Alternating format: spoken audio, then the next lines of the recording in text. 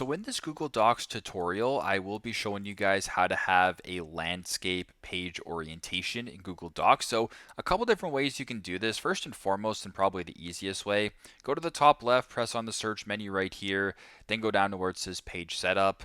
Once you're here, where it says paper size, and right above that orientation, make sure that landscape is selected. If that looks good to you, go ahead and press OK.